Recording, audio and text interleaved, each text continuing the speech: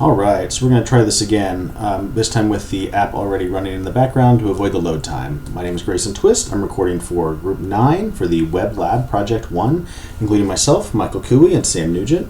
The assignment was to create a student web portal application with user details, single student details, courses, books, calendar, for the 3 following students, a similar web layout, and some additional features. So let's get going on it. I'm going to try my best to keep this to a lot of time.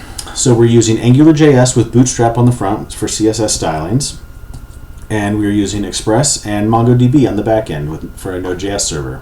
Let's go ahead and look at the landing page here. So we're going to log out. This is the basic landing page. There's not much here, but you can click on Home, link here, and first thing to do is sign in. So we're going to use one of the students we talked already in the example, Jay Howell. We're going to sign in. You can clearly see the landing page here is his profile. You can see his name, his email address, a phone number, a mailing address. You can edit this profile. Updates. Let's go back to his, and you can see we changed that here. For enrollment, you can see the classes he's enrolled in with the schedule below. To edit the enrollment, you can jump here and wait for this. There we go. That takes a while to pop in.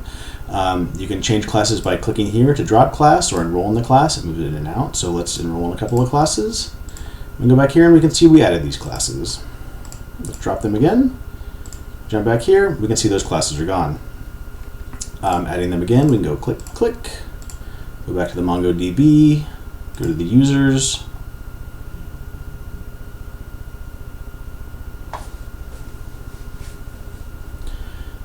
Slow and steady. And if we look down here for that person, you see here in the array there's 3 classes. Then if we go back to the website here, drop them, update that, then we can refresh. Oh, I think we need to refresh here. Now we can see there's only 2 classes. So then additional features for the single user sign-in here is the bookstore. So we link out to the UMKC bookstore here so you can search for books. Helpful. You can also add a class by clicking here and going to the enrollment page. And then additionally, you can view a calendar. So this is done using the Angular Calendar feature. There's a lot of boilerplate here. I dummied in some events here. You can add and delete events, 3-day events. With the next step goal, you can do days, weeks, months, previous, next, months, next, previous. I have a bunch of dummied in events here. You can change the primary colors. This is actually, most of this is actually boilerplate code that is dummied in just for the sake of having a calendar. There is I started the code so that it will pull in the user's schedule for the semester and look across here, but I did not get that completed.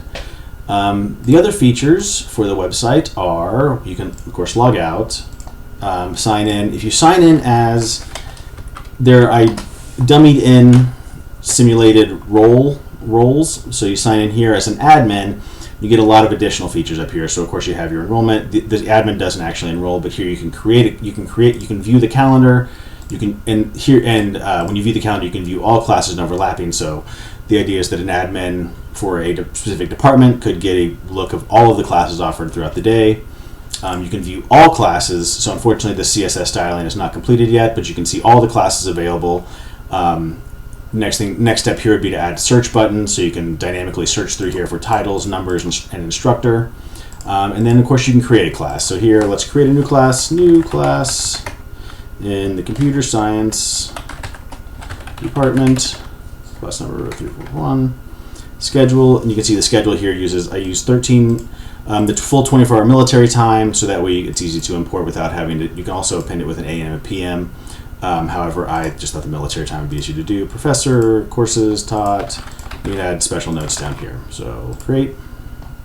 Now let's view all classes here, and we see our new class was created down here. Then you can also go in and edit this specific class. So let's add a new instructor. I mistyped that, but I'm nervous, so that's the way it gets.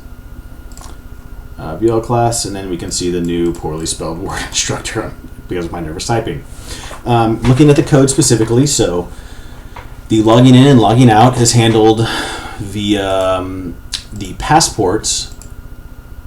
Let's actually go through the packages we included here at the beginning. Package.json. So here you can see there's a lot of the Angular packages. We didn't end up using all of these, and about half of these are honestly for the calendar themselves. So here we use Passport and Passport Local to handle the JWT token exchange between Angular and Express. And then getting into the page layout, also what we did is we have a sort of core wrapper here around the for a nav bar on the app component. So this is always displayed. And you can see here the dynamic checking based on whether or not the user is logged in or logged out.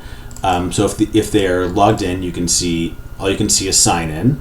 Something I didn't also show was you can log out, sign in, and the ability to register or create a new user. So let's call this video@gmail.com, video, register, and now we have a video user. Unfortunately, we don't have a name up here, so let's edit this name and say video person 11 update.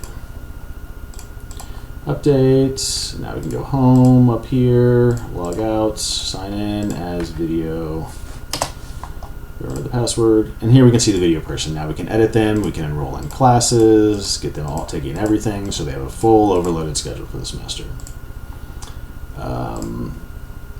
There we go. Yeah, so back to the code. So we have an authentication page here. When you do the login, that directs here to the login component. I'm not really sure what the best way to go through all these are. Again, so we used Angular and we used Bootstrap for the CSS styling. You can see the various tokens here. We used Mongoose is a really clever way for Express to handle the association with MongoDB. Also, just as an example, we can jump over here to the users, refresh the users. We can see our video user was created here, so the things are communicating and talking back and forth to each other. Express.js body parser, and then in the actual modules themselves, we're using the router component to route back and forth. These are all of the packages that I actually needed to import for the calendar itself. Right, so you log in. The login component here communicates with an authentication service that I created. Authentication down here gives you the Boolean tags so you have a interface for the user details and a token response, token payload. So the initial service is going on here. Then back in the Express, we have an index.js that holds all of our routes back here. And I'm already at 8 minutes, so I'm going to stop recording. I am happy to explain. You see I've done some light commenting here to explain everything that's going on. Also the thing I did not display is here in the web page you can see that we dynamically size based on the oh gosh, I've never seen that before. It must be because I'm jumping around too quickly. So you can see that the page is dynamically sized based on the column width. And that is done using